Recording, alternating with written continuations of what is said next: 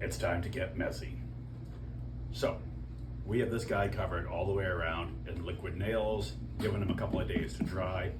I didn't do inside his head because this one final coating that I have, we're gonna roll around inside the head cavity and then coat the outside. It's gonna be sloppy, it's gonna be messy, but I think it's gonna work out really well. This coating I've used on other props and it clings really, really well. It's a 50-50 blend of latex carpet adhesive and latex paint. I find whenever I'm at like a hardware store, I look for like their whoopsie paint section. Stuff that people have made up and they don't like, and you can find it like this one here, I think was like $6 for the whole gallon. It's perfect, it's a super ugly color, but for what we're doing, it doesn't matter because we're gonna be top painting this anyway, and this will be nothing but a base down underneath. So if you can, keep your eyes open year round at your paint centers and Home Depots and stuff like that. Anytime you can scoop up some cheap latex paint, do it, because you never know when it's gonna come in handy like this. So it's 50% carpet adhesive, 50% latex paint, and then I took and added some water just to thin it back out again, because the carpet adhesive is a bit thicker, so it makes that viscosity of the paint much thicker. We want this to really be able to coat. We're gonna pour it into his mouth, roll it around, get the whole inside covered, drain it out through his mouth, and then get it all over the top of him and rub it into all little nooks and crannies. So we want it to be loose. So I did a half gallon of paint, a half gallon of carpet adhesive, and 1 quart of water, and blended that all together really good.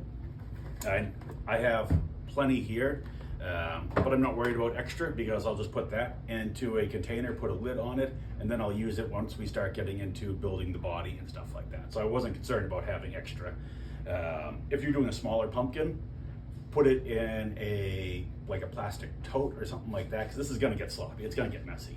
So either do it outside in the grass, do it if you have an old basement like mine that you don't care about getting dirty. Basement's a perfect spot for it.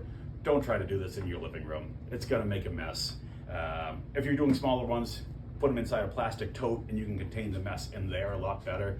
But I don't have a tote big enough for this guy, and it wouldn't make for a very good video if you just saw my elbows up in the air and me washing this guy in a tub. So without any further ado, let's get to it and get this guy coated. Let's go! Yeah!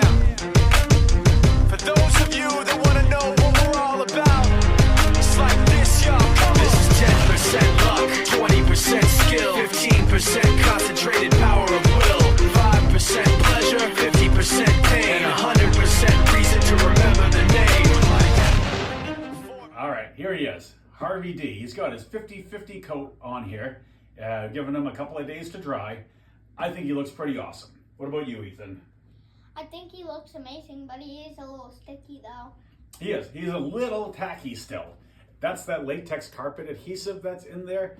That never totally, I don't want to say it doesn't dry, it dries, but it always has a little bit of that tackiness to it, which is what makes it cling so well to everything that it touches.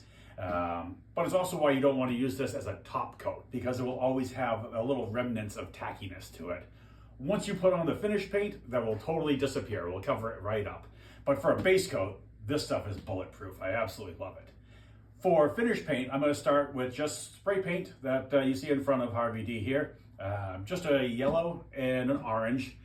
Yellow on the inside, orange on the outside. Got to keep it basic. Get those layers on there, and then we'll do a little detail with acrylic paint afterwards down into the little sections, little creases in between the sections, maybe a couple little rotten spots of mold, stuff like that. But for right now, it'll just be yellow and orange, and we'll see where that gets us.